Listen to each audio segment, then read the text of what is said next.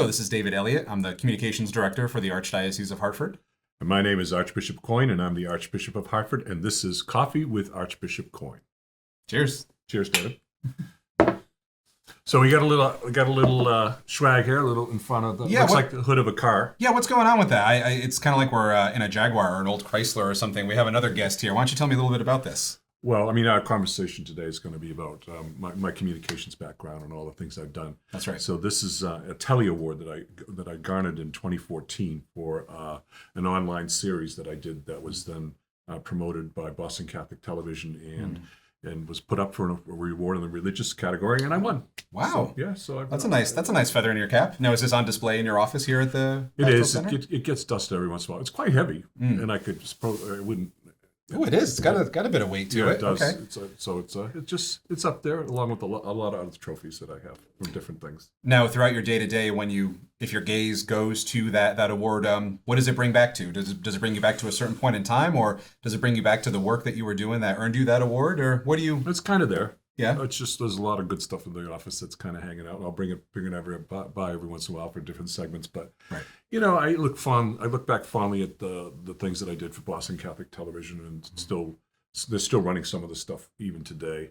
I started out, as a professor at St. John's Seminary. I was teacher of liturgy and homiletics, and they approached me about doing a series on the liturgy, and so I did 3 different 13-part series on liturgical space, liturgical time, and then we did another one on liturgical space where we visited different churches and different synagogues and places of worship and met with the people there, and talked about the space, but also talked about how it fit their worship. So that was something that I was very comfortable with in front of a camera. And where'd you get that comfort level to be in front of a camera? I could maybe see back when you were growing up with the family's old Super 8. Did you love to be front and center in that? Well, I wasn't just front and center in front of the camera. I was the fourth child, the middle child. I had to be in front of everything. I was like, look at me, pay attention to me. That's right. Overactive, hyperactive. Sent home from school a couple of times because I was just so out of control. I suppose today they'd probably put me on some kind of a drug or something like that, or whatever. But that didn't happen to me. But no, I just naturally was very comfortable in front of a camera, and so I was a teacher, and so it was very dude. In the series, one of the segments from the architectural shows was put up for a regional Emmy. Wow! And I didn't win, so I went to the banquet, had a lot of fun with that. And see any local celebrities there? Or? Oh yeah. No, there were a lot of TV people from all around New England, and I was actually one of the segments was with.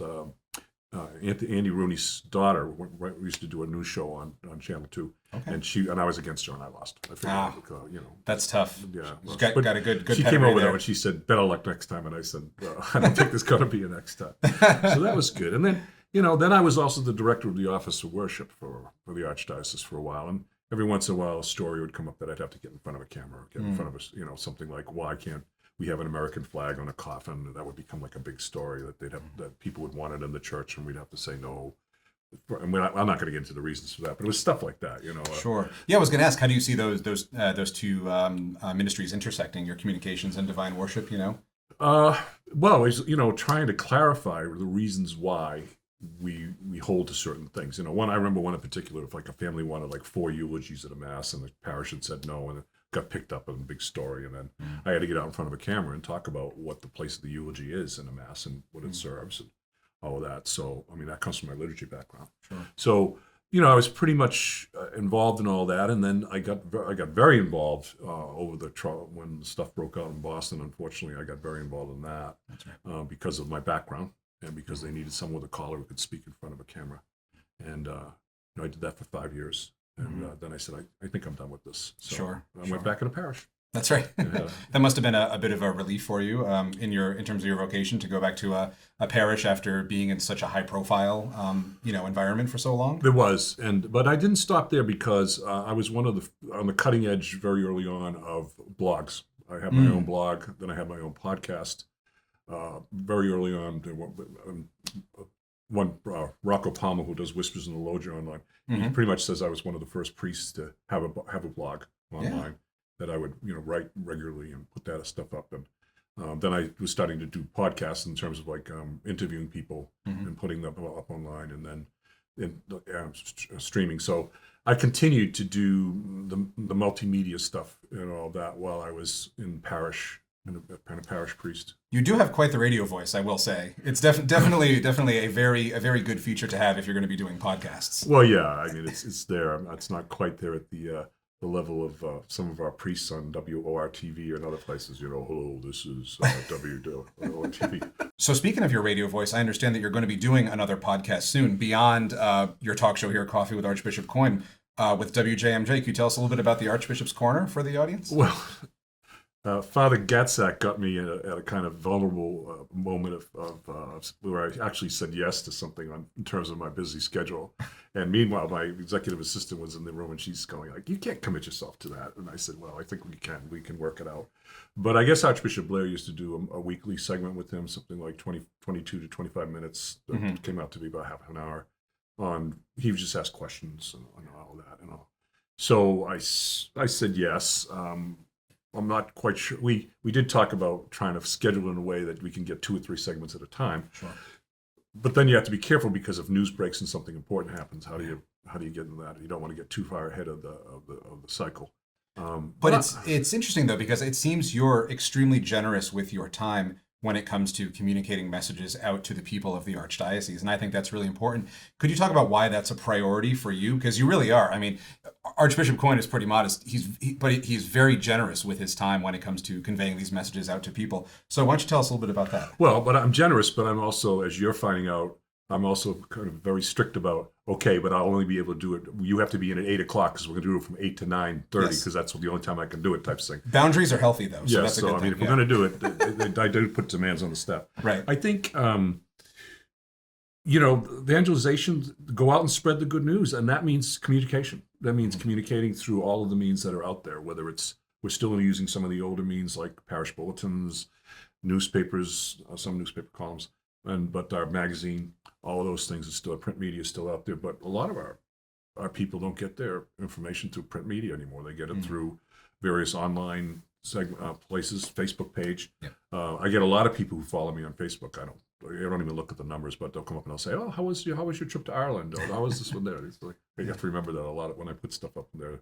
people are going to come back and ask me about it. But I think that the people of the Archdiocese really appreciate that, you showing your personal side of it on your Facebook. Why is that important to you as well? Because obviously there's sort of 2 sides that you share with the people. There's your personal side, your travels and things that are on your mind. Even you're interested in sports and music, and I think that shines through a lot. Why do you think it's important that people see both these sides of Archbishop Coyne? I use my personal Facebook page for that stuff. Sure. And anything official goes through the Archdiocesan webpage and all those things. I think it goes back to what St. Francis of Assisi said about preaching. He said, the best homily is the life of the preacher himself. And so I think in trying to preach the good news, I think people have to encounter somebody who's a real person in many ways. They have to feel comfortable with that person. They have to feel that he brings a legitimacy to his life and his preaching of the gospel.